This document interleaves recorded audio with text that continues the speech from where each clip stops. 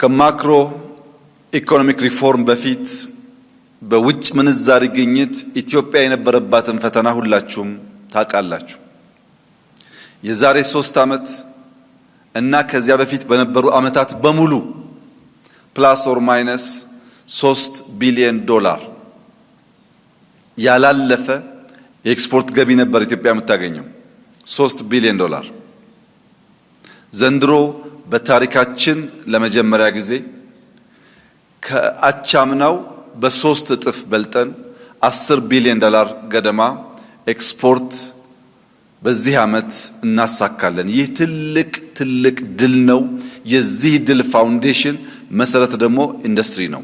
ለዚህም በድጋሚ እንኳን ደስ ያላችሁ ማለት እወዳለሁ። ኢትዮጵያ ታምርት ስንጀምር የማኑፋክቸሪንግ ዘርፍ እድገት 4.7% ነበር። ዘንድሮ 10.7% ደርሷል። የማኑፋክቸሪንግ እድገት ብቻ። ይሄ ሊመጣ የቻለው የኢትዮጵያ ታምርት ንቅናቄ በኤክስፖርቱ ያመጣው ውጤት፣ በተኪ ምርቶች ያመጣው ውጤት በተሟላ መንገድ እንዲሳካ ማኑፋክቸሪንግ ያሳየው እድገት ነው። ለምሳሌ በተኪ ምርቶች ብንወስድ ባለፉት 4 ዓመታት ከዚህ ቀደም በውጭ ምንዛሪ እናስገባ ከነበሩ ምርቶች መካከል $14.5 ቢሊዮን ገደማ ኢትዮጵያ በሀገር ውስጥ ማምረት ችላ ተክታለች። ይሄን እናንተ ባታመርቱ ኖሮ $14.5 ቢሊዮን የምናገኝበት መንገድ አታካች ስለሆነ በልጆቻችን ላይ የዕዳ ቀንበር ከማጠናከር ኢኮኖሚያችንን ከማዛባት ባልተረፍን ነበር። ነገር ግን ስላመረታችሁ በ4 ዓመት ውስጥ $14.5 ቢሊዮን ገደማ ኢምፖርት መተካት ተችሏል። በሚቀጥሉት 4 ዓመታት በብዙ እጥፍ እንደሚያድግ ምንም ጥርጥር የለውም። ባለፉት 4 ዓመታት ብቻ 993 ኢንዱስትሪዎች በተለያየ ምክንያት ከዚህ ቀደም ቆመው የነበሩ ወደ ስራ ገብተዋል፣ ስራ ጀምረዋል። ኦልሞስት 1000 ፕላንት ማለት ነው። ይሄ ምን ያክል በኤምፕሎይመንት በኤክስፖርት በተኪ ምርት ሚናው ምን ያክል ሰፊ እንደሆነ ለእናንተ መንገር አስፈላጊ አይደለም። ባለፉት 4 ዓመታት ኢትዮጵያ ታምርት ካልንበት ጊዜ ጀምሮ 3680 አዳዲስ ባለሀብቶች ወደዚህ ዘርፍ ተሰማርተዋል። 3000 ተጨማሪ ኢንቨስተር መሳብ የቻለ ንቅናቄ የሚጎሉትን ነገሮች ለቅመን ማረቅ ማስተካከል ከቻል ብዙ ሺህ ኢንዱስትሪያሊስቶችን መፍጠር እንችላለን ማለት ነው።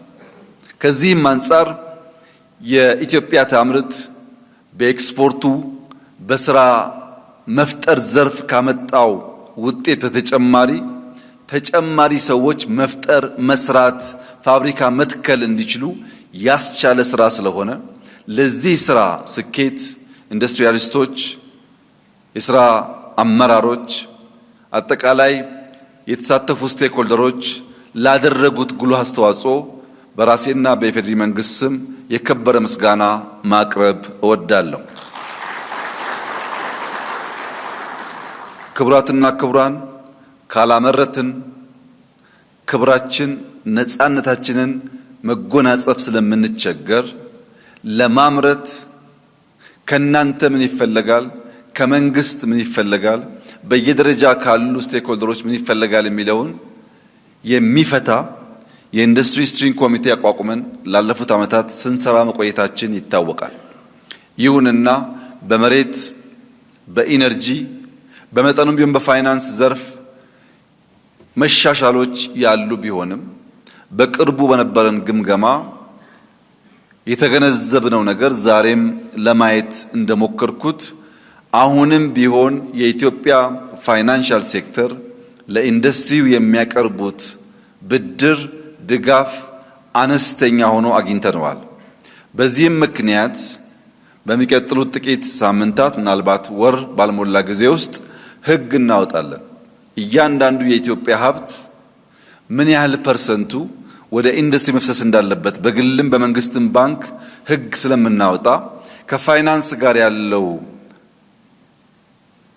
ቻሌንጅ እንዳለ ይቀረፋል ብዬ መናገር ቢያስቸግረኝም አሁን ግን ኢንዱስትሪው ሊያገኝ የሚገባውን ድርሻ እንዲያጣ ያደረጉ ሰው ፈጠር ችግሮች የሚቀረፉበት ሕግ ለማውጣት የኢትዮጵያ መንግስት በስራ ላይ ስለሆነ ይህ ለእናንተ ትልቅ ብስራት ስለሆነ እንኳን ደስ ያላችሁ ማለት እወዳለሁ። ነገር ግን የኢትዮጵያ ሀብት የእናንተን ፍላጎት ሊመልስ አይችልም። 100% ያለንን ሀብት ለኢንዱስትሪ ማበደር ብንወስን እዚህ ውስጥ ካላችሁ 20-30 ሰዎች አያልፍም። ብዙ ሀብት ካልፈጠርን በቀር አሁን ያለው ሀብት በቂ አይደለም። ያ ያለው ሀብት ግን በትክክለኛው መንገድ ለሁሉም ሴክተር ፌር በሆነ መንገድ ክፍፍል መፍጠር እንዲቻል ሁሉ ነገር ንግድ፣ ሁሉ ነገር ኮንትሮባንድ ብቻ እንዳይሆን በሕግ የሚቀየር ይሆናል።